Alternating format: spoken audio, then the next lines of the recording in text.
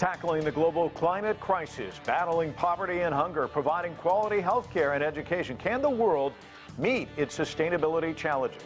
Hello, I'm Mike Walter, filling in for Anna Naidu, and this is The Heat.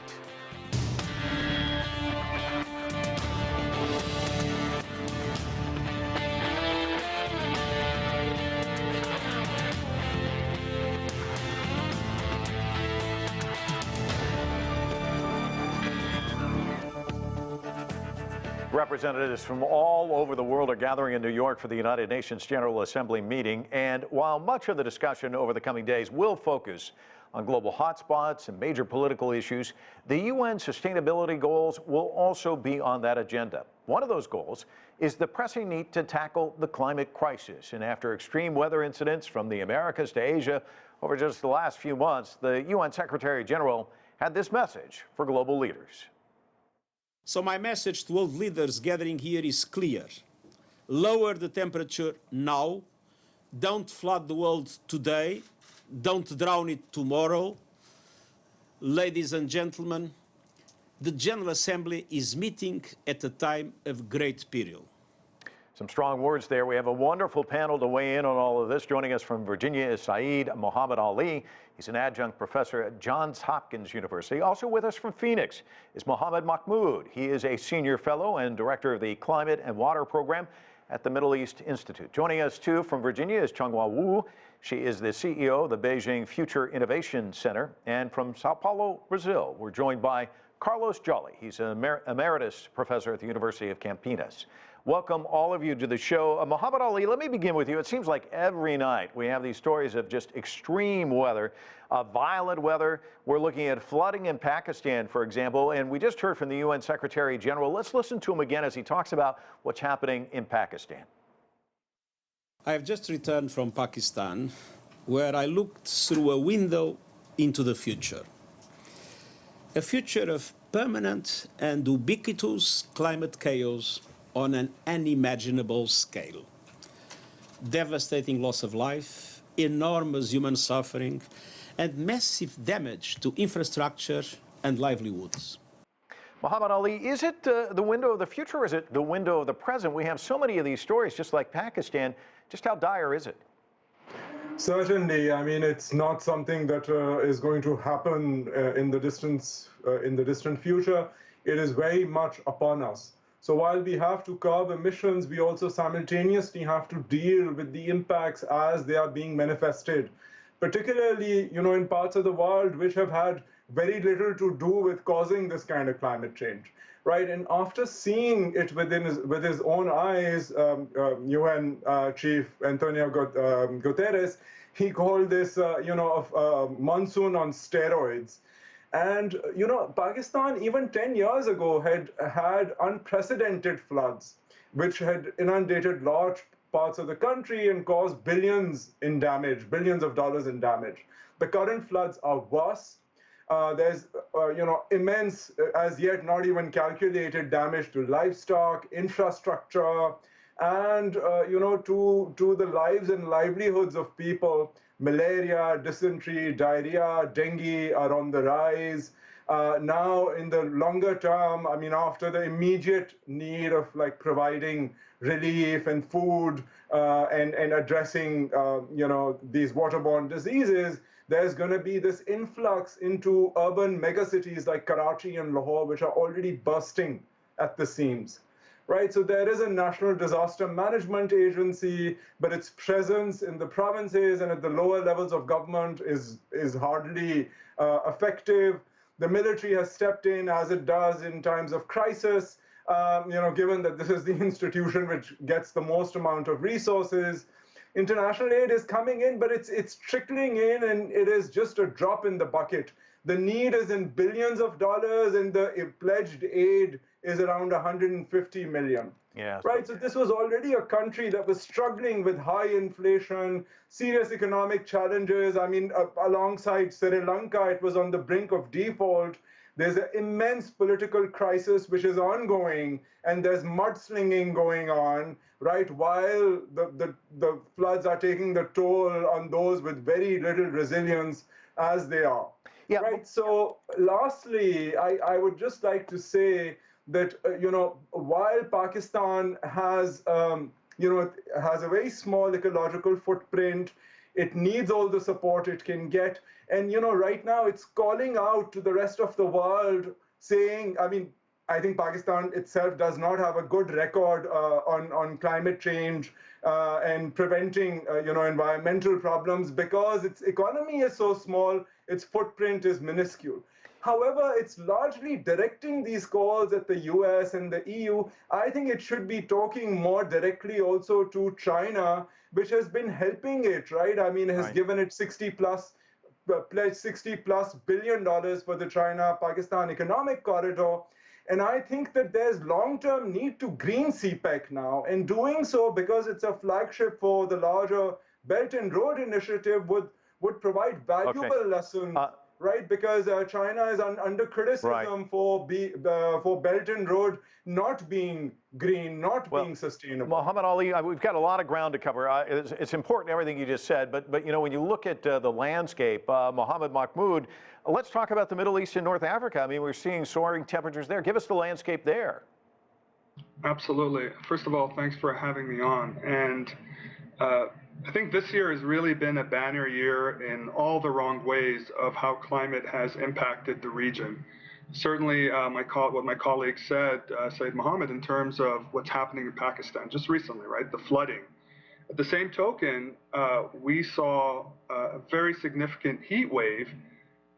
Last year, it had afflicted primarily the Middle East region, setting record-breaking temperatures across the MENA region. This year, we've seen it all the way from China to Europe, inclusive of the Middle East region. On top of that, we started the summer seeing very frequent and devastating dust storm events stretching across the Arabian Peninsula and just north of it.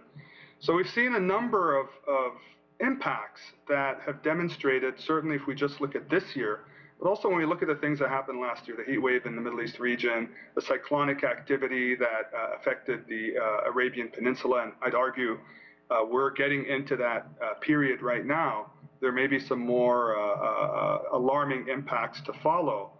More and more, we are starting to see that the impacts of climate change are not just severe, but are also happening with frequency and high intensity. So the issue is very much in the forefront. The issue is very much in the present.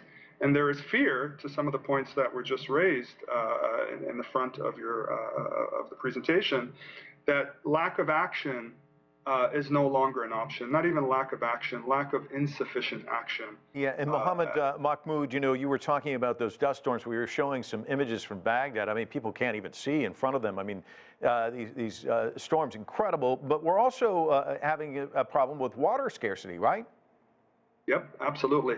So these are the things I was just talking about, are just sort of the immediate impact things that tend to dominate the headlines, right? They're short, intense duration type events.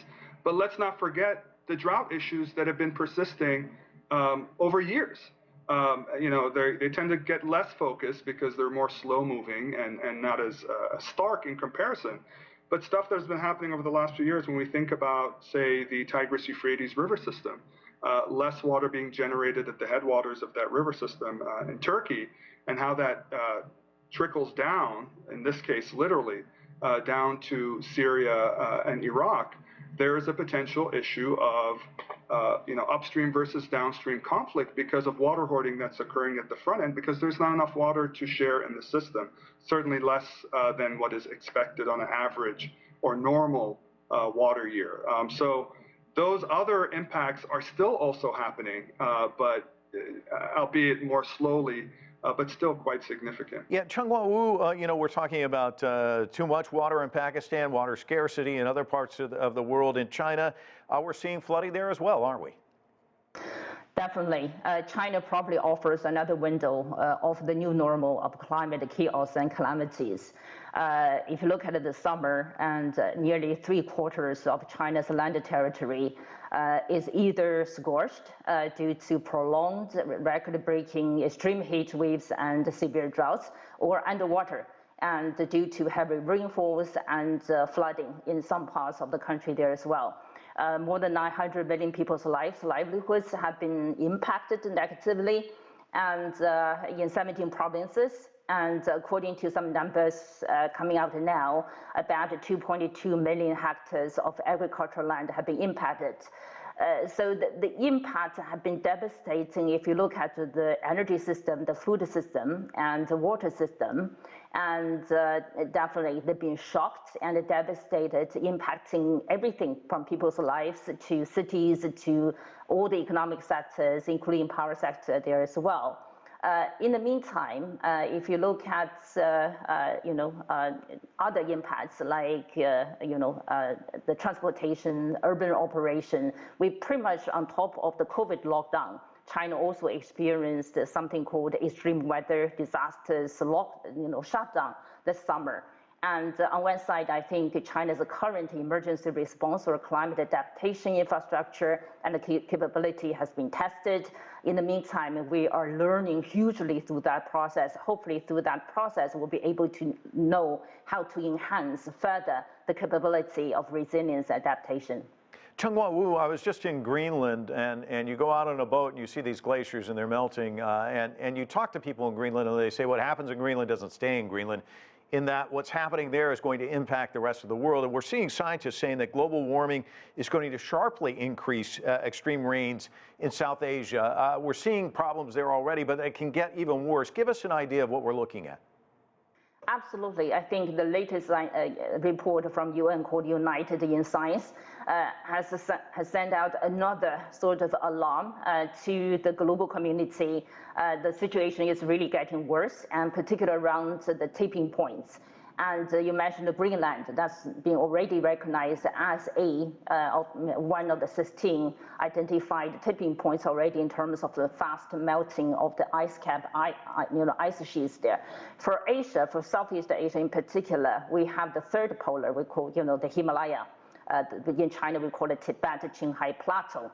That's the source water, actually, for at least 9 major rivers, not only for China, but also for other, Southern Asia and Southeast Asia there as well. If you look at the melting, it's definitely being accelerated. Short term, we're going to have more water, probably more flooding, and in the midterm, longer term, and billions of people in that region will be facing water scarcity midterm, longer term. We're literally running out of water, fresh water.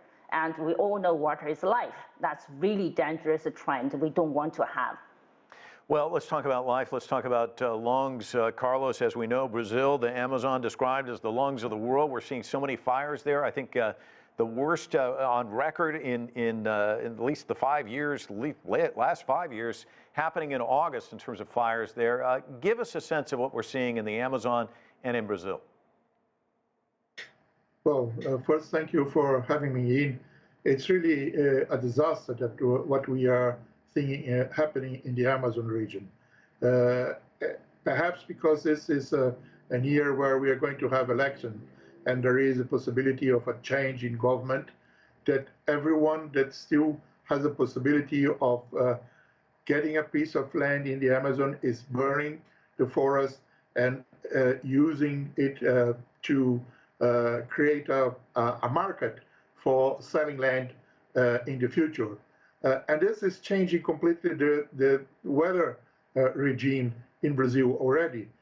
So we don't have the humidity coming from the Amazon forest to the center or to the Middle East of Brazil, where we have the large plantations of soybeans and the large ranching. So the productivity of those areas are being directly affected because we are going to a dry season that's been much longer than usually we have. So this delay in the rain is making places like here in the state of São Paulo, where you had sugarcane plantations, when the sugarcane was harvested and the soil was exposed for a few days, the soil is so dry that we are getting dust storms, something that never happens in Brazil in the past. And what we are really worried is that this is having an impact in the Amazon to a critical point where we won't be able to recover in the future. We are very, very near a tipping point in the Amazon, and we need to get that policies on occupying the land changed.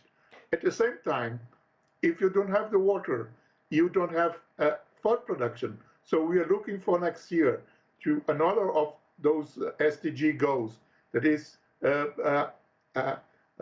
eliminating poorness and we won't have food enough for a country that's already facing some problems with poverty.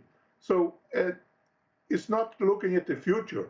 We are living through it already. And if we don't have immediate changes, I'm really very worried what's going to happen, not in 2050, how it's been projected before, but what's going to happen to the end of this decade. Yeah, and Mohammad-Ali, to kind of piggyback off what Carlos said, he brought up poverty. Of course, that's another one of the sustainable goals, development goals. And of course, when you talk about poverty, I mean, you brought this up. You've got people who are displaced. They're moving from one community to another. We're hearing so much about, climate refugees. That's going to continue to exacerbate this problem. So you almost see climate kind of affecting poverty. Can you talk a little bit about that? Absolutely. I mean, ranging from most of the sustainable development goals, which have to do with quality education, gender equality, hunger, health, poverty, all of them would be impacted besides the environmental goals themselves, like climate action. All of them would be impacted, by climate change itself. I think a very appropriate description of climate change also is that of a threat multiplier, because it takes existing points of friction, be it within states or be it across them, right, and amplifies them. So, I mean, when it comes to the Himalayas, waters from the Tibet, I mean, going, the Brahmaputra and the Ganges going to India and shared by smaller states, going from India to Bangladesh on this side. There's the upper riparian is India, after Tibet, the Tibetan plateau. Then it's Pakistan, and Pakistan is supposed to be getting 80% of the Indus treaty because India has other sources as well. But that treaty is not climate proofed. I mean, it was brokered by the World Bank, decades ago. So there are these, I mean, even I would, not only I would argue, I mean, even the WHO had said, right, in its COVID-19 report that there's a clear link between biodiversity loss and zoonotic diseases. I mean, there's certainly also a clear link between climate change-induced flooding, which is causing now other waterborne diseases, including dengue and malaria. So it is certainly, I mean, achieving these goals was a tall order in any case, but climate is just adding significantly, to this challenge. Mahmoud, let's talk a little bit about the impact of drought. I was in Somalia back in '92, and I can tell you, looking at people there starving to death because of famine, clearly a big problem at that time. It appears to be coming back again. We just heard from the World Food Programme's Deputy Country Director for Somalia. Let's listen. Famine in Somalia is closer than ever. It's an imminent reality if we do not act immediately. As WFP, we know from experience that we cannot wait for a formal declaration of famine to act. So for months, we have been working to scale up our life-saving support in Somalia. And it's not just Somalia. I mean, we're seeing problems in Ethiopia as well. Give us an idea of what we're seeing on the ground now and kind of amplify where does that go in the days and months ahead? Yeah, and I mean, let me connect this to a thread I think we were talking about earlier, and that was just mentioned, which is climate is a threat multiplier. It has a cascading effect. So when we think about what's happening with famine and connect it to the state of water resources, on average globally, about 60 to 70% of a country's water portfolio is used to satisfy agricultural production or irrigation, essentially for food production and ergo food security. So if you're having areas that are afflicted by drought, the very direct consequence of that is now that there is not enough water to meet all types of uses. In this case, certainly both for drinking water and also for agricultural production and food security. So it's really a double whammy in the sense that there's not enough water sufficient to satisfy drinking water needs, which is sort of a basic human right to survive. But then you're not also able to supply enough water to supplement local food production.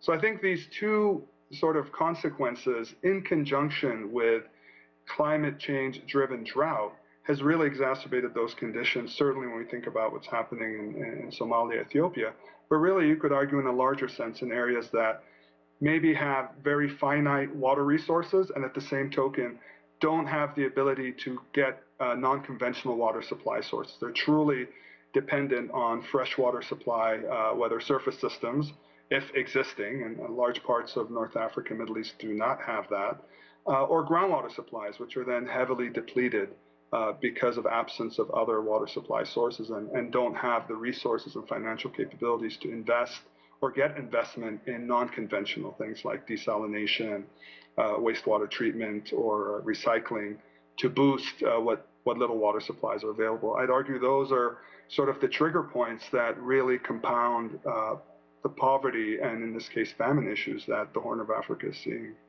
Changhua, a lot of this can be rather depressing, so let's talk about an area where we have seen success in recent years, and of course that's lifting people out of poverty. It's been a remarkable story out of China, millions lifted out of poverty, but there has to be concerns about backsliding there as well. What are some of the challenges that China faces with regards to poverty, given all of these things that we're talking about? Yeah, I mean, this is very interesting and important question of the day. And on the positive side, in the last 4 decades or so, Chinese government and China overall has managed to lift about 770 million people out of extreme poverty. So we delivered, the SDG goal in terms of zero poverty ahead of the schedule, 10 years ahead of schedule. So by 2020, China delivered that goal already.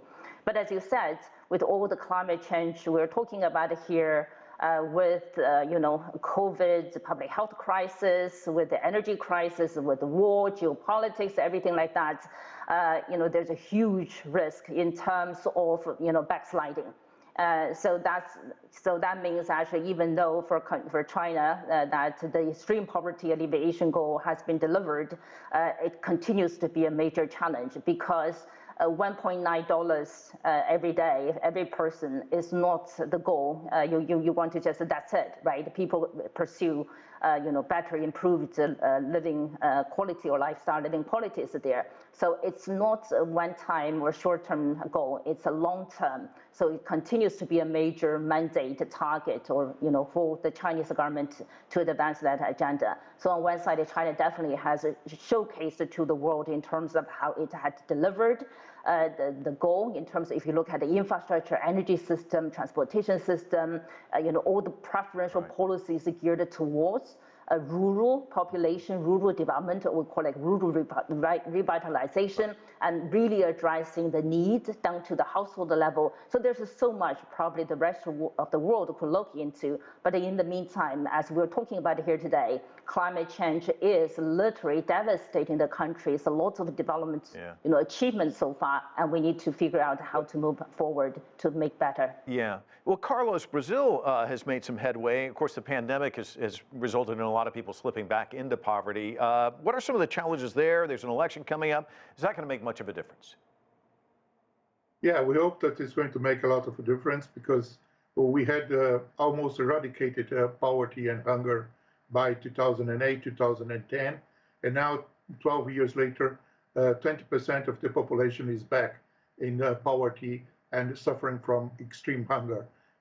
This is something that we could not imagine that could happen, and it happened because of part of the climate change and the natural impacts we had, but it also happened because of wrong policies.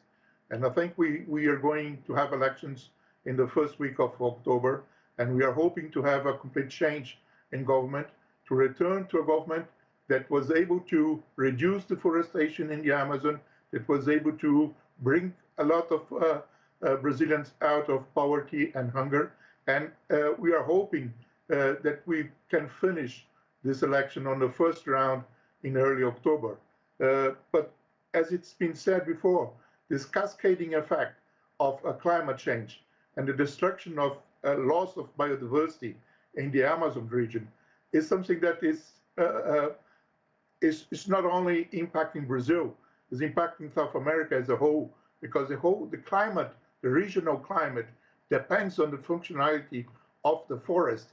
And once you are not protecting the forest, and this is also happening in other countries, neighbor countries that have also the part of the Amazon forest, we are not going to see a future for the Brazilian generation, not the next generation, but the young people that are coming out of school and finding problems on getting jobs and survive. Exactly. It's a pressing issue. We got about a minute left. Mohammed, Mahmoud, I'm going to give you the last word.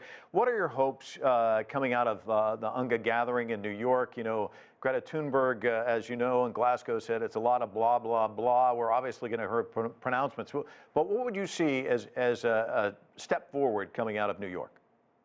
I think one of the big things we need to recognize, or should be recognized, is how we are doing in sort of context or in comparison to the SDG goals, and certainly climate being on the forefront of the goals that need to be covered, and also recognize, okay, maybe we are falling short in terms of the original intended timeline of the goals, but maybe we need to look at it in a different approach. Maybe we need to take a tiered approach in terms of the different goals and how we're achieving them, making it more realistic.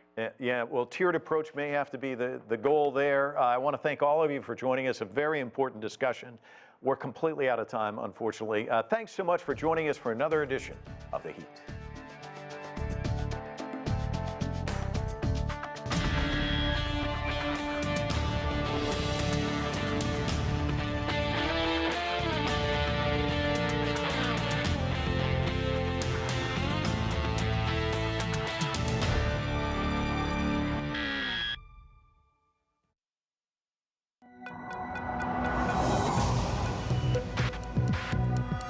Each day, there are millions of stories. Each one can open new perspectives, new possibilities, wherever you look.